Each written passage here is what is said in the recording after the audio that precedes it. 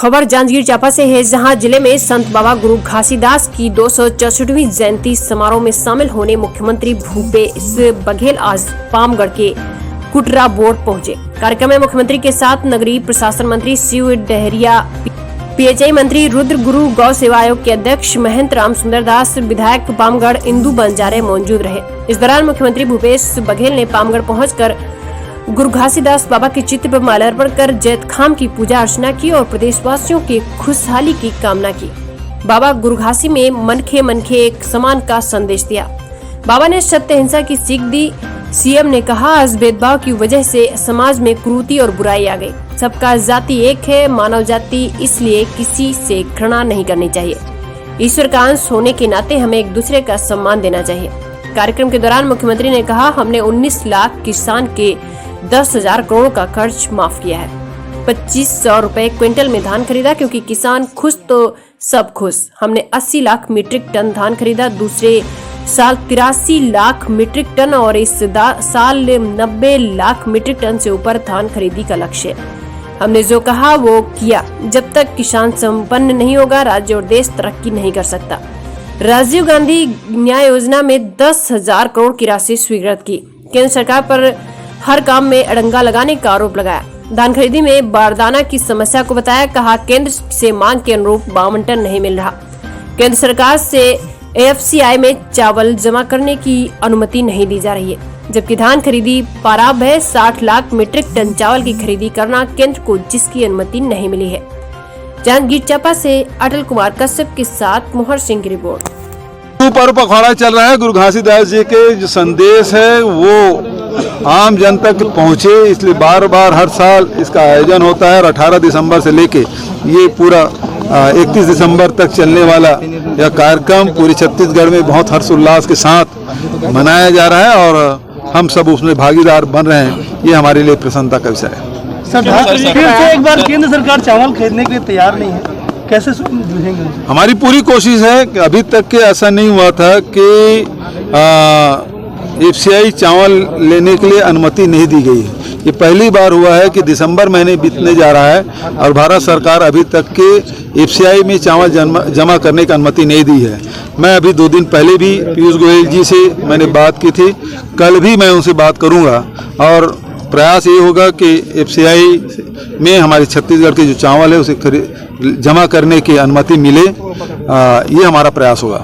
Sir, Raman Singh ji का बयान आया कि छत्तीसगढ़ में कोल माफिया का राज चल रहा है। जी, रमन सिंह जी का बयान आया है अभी छत्तीसगढ़ में कोल माफिया और रमन सिंह जी क्या है कि वो उसके 15 साल तक के मुख्यमंत्री रहे हैं, अब वो खाली बैठे हैं तो पुरानी बातें हैं वो सब रिवाइंड हो रहा है, तो वो सारी बातें फिर से एक एक करके अपने अनुभव के आधार पे सब बात कर रहे हैं। सर, काफ़ी सालों से जमे कर्मचारी सचिव खास करके जो 3-3 साल में जिनका ट्रांसफर हो जाना चाहिए, वो काफ़ी सालों से जमे पड़े हैं यहाँ। वो नियम के तहत ही होगा और आप कोई ऐसा है तो जानकारी दे दें। शिव डहरिया जी बोल रहे थे कि रामराज का निर्माण होगा, वो थोड़ा सा आइडिया बताएंगे किस तरीके से? गांधी जी ने रामराज की कल्पना की थी, जिसमें सभी को अवसर मिले, सभी का विकास हो और सभी में भाईचारा हो, सत्य अहिंसा के रास्ते पे चलें। हमारी कोशिश है हमारे प्रदेश में इस प्रकार की व्यवस्था हो और सभी वर्गों के विकास हो, उन्नति हो, भाईचारा और प्रेम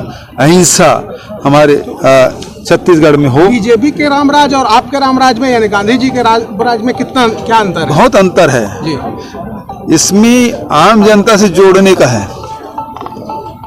गांधी के रामराज में हिंसा का कोई स्थान नहीं है, उत्तेजना को कोई स्थान नहीं है, जोड़ने का काम है। और यहाँ भाजपा के रामराज में वो वोट के लिए राम का नाम लेते हैं, नोट के लिए राम का नाम लेते हैं, हिंसा फैलाने के लिए राम का नाम लेते हैं, उत्तेजना फैलाने के लिए राम का नाम लेते हैं, तो दोनों में अंतर ये है। गुरु पर्व पखवाड़ा चल रहा है। गुरु घासीदास जी के जो संदेश है वो आम जनता तक पहुँचे, इसलिए बार बार हर साल इसका आयोजन होता है और 18 दिसंबर से लेके ये पूरा 31 दिसंबर तक चलने वाला कार्यक्रम छत्तीसगढ़ में बहुत हर्षोल्लास के साथ मनाया जा रहा है और हम सब उसमें भागीदार बन रहे हैं। ये हमारे लिए प्रसन्नता का विषय है। एक बार केंद्र सरकार चावल खरीदने के लिए तैयार नहीं है, कैसे जूझेंगे इनसे? हमारी पूरी कोशिश है कि अभी तक के ऐसा नहीं हुआ था कि एफसीआई चावल लेने के लिए अनुमति नहीं दी गई। ये पहली बार हुआ है कि दिसंबर महीने में जा रहा है और भारत सरकार अभी तक के एफसीआई में चावल जमा करने की अनुमति नहीं दी है। मैं अभी 2 दिन पहले भी पीयूष गोयल जी से मैंने बात की थी, कल भी मैं उनसे बात करूंगा और प्रयास ये होगा कि एफसीआई में हमारे छत्तीसगढ़ के जो चावल है उसे जमा करने की अनुमति मिले। ये हमारा प्रयास होगा। सर काफी साल से जमे अधिकारियों कोल माफिया का राज चल रहा है। ये रमन सिंह जी का बयान आया है अभी छत्तीसगढ़ में कोल माफिया और खनिज विभाग रमन सिंह जी क्या है कि वो लगातार गाँव शहर में जो घासीदास जी की जयंती वहाँ से आस्था और श्रद्धा पूर्वक सब मना रहे हैं। मैं सभी बधाई देता हूँ, शुभकामना देता हूँ। मानवता का संदेश बाबा जी ने दिया है तो मन के एक समान की बात उन्होंने कही है। सबके प्रति समान भाव आदर होना चाहिए, ये गुरु जी का संदेश है और जो ये संदेश हमेशा शाश्वत रहेगा। मानवता के लिए सबसे जरूरी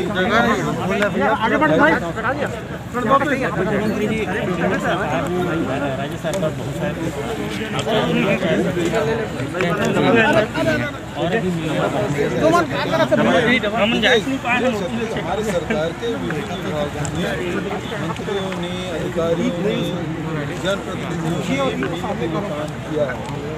चाहे स्वच्छता में हमारे छत्तीसगढ़ प्रथम स्थान प्राप्त किया है, वाटर रिचार्ज में हमारे छत्तीसगढ़ प्रथम स्थान प्राप्त किया है, पोषण में हमको सम्मान मिला है। तो उसी प्रकार से हर पंचायत विभाग में हमको सम्मान मिला है। हमको राष्ट्रीय पुरस्कार मिला हुआ है। अभी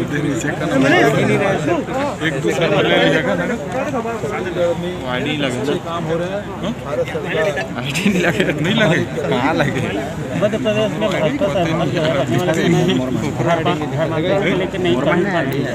क्या छत्तीसगढ़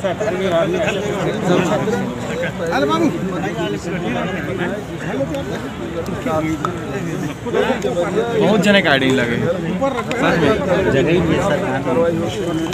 नहीं कहाँ है, हमेशा यही जगह देते हैं।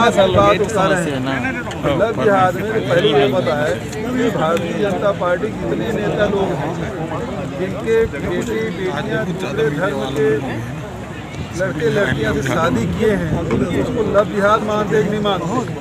दूसरी बात, यदि व्यक्तिगत लाभ के लिए धर्मांतरण करके शादी किए हैं, हेमा मालिनी जी और धर्मेंद्र जी ये लोग शादी किए हैं, तो भारतीय जनता पार्टी पहले बताया कि वो हिंदू हैं कि मुसलमान हैं, क्योंकि वो धर्मांतरण करके ही उन्होंने शादी की है। तो यदि ये गलत है तो उसके खिलाफ क्या कार्रवाई करें? उनके सांसद हैं वो, और एक बार नहीं कई बार के सांसद हैं हेमा मालिनी, और धर्मांतरण करके उन्होंने शादी की है। तो क्या केवल राजनीति करने के लिए, वोट बैंक के लिए आप इसे लव जिहाद